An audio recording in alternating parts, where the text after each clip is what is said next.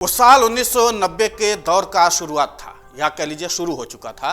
पता चलता था कि मुख्तार को जेल हो गई है। जिस जेल में मुख्तार जाता था, यानी मुख्तार अंसारी को बंद किया जाना है, वहां पर सरगर्मियां बढ़ने लगती थी। मुख्तार के जेल जाने से पहले ही उसके जूते, मोजे, कपड़े जैसे तमाम जरूरी सामान एक ब्रीफ केस में पहले से ही जेल में पहुंच जाता था। यही नहीं, उसके गुर्गों को जो जमानत पर रिहा भी होते थे, वो अपनी जमानतें रद्द करवा करके मुख्तार के साए की तरह जेल में वापस चले जाते थे। फिर जेल की बैरक में मुख्तार की महफिल सजती थी, जहां से जरायम की दुनिया का पूरा क्रैश कोर्स की सरपरस्ती शुरू होता था।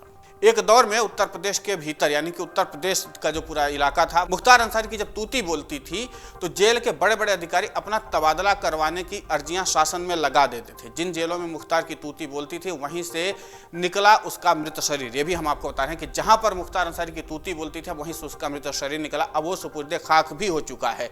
तकरीबन 2.5 दशक तक जलवा फरोशी के दौर में मुख्तार अंसारी के नाम से लोग थर थर कांपते थे।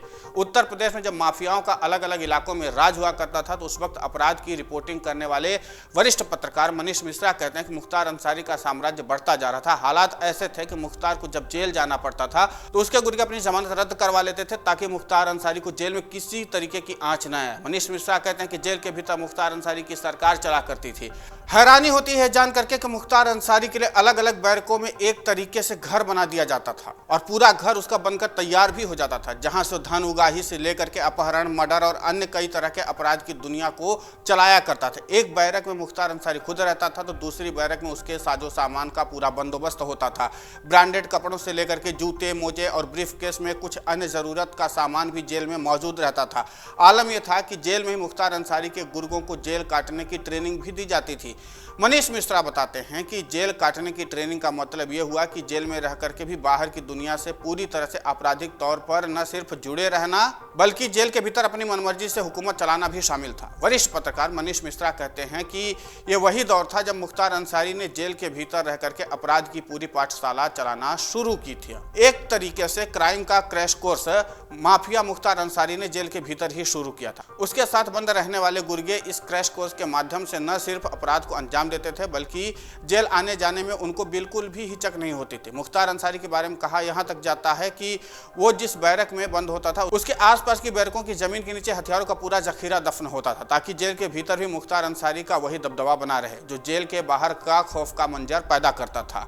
उस समय उत्तर प्रदेश की जराइम की दुनिया को करीब से समझ रहे एक वरिष्ठ पुलिस अधिकारी रहे ओपी सिंह कहते हैं कि हालात ये हो गए थे कि जिस जेल में मुख्तार अंसारी जाता था, वहां का स्टाफ या तो अपना तबादला करवा लेता था, या फिर कुछ लोग उसके खौफ से उसके इर्द गिर्द ही घूमने लगते थे। ऐसी दशाओं में मुख्तार अंसारी के पास न सिर्फ लोगों से मिलने जुलने का पूरा आसान सा सिस्टम हो जाता था, बल्कि जेल से उसका पूरा आपराधिक वर्चस्व बना रहता था। मनीष मिश्रा कहते हैं कि बात सन 2000 के आसपास की है।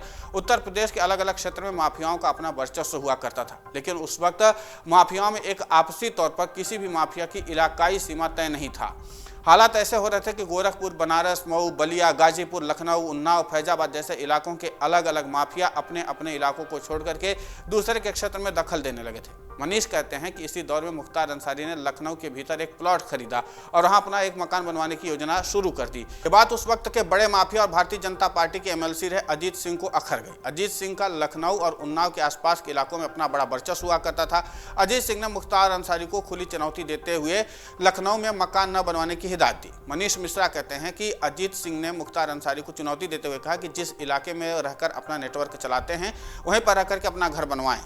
लेकिन मामला इतना बढ़ा कि उस वक्त की सरकार में एक ताकतवर कैबिनेट मंत्री के साथ उत्तर प्रदेश के अलग अलग माफियाओं की एक डॉन पंचायत की गई।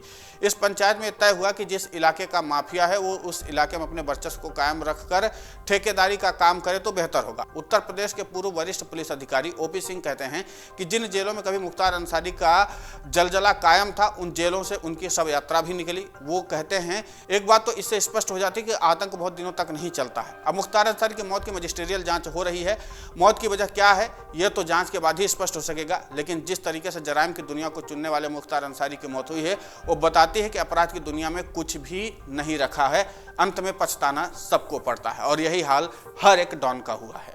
अगर आप ये वीडियो YouTube पर देख रहे हैं तो हमारे चैनल को सब्सक्राइब करें और बेल आइकन को दबाना ना भूलें। अगर आप Facebook पर ये वीडियो देख रहे हैं तो हमारे पेज को लाइक करें।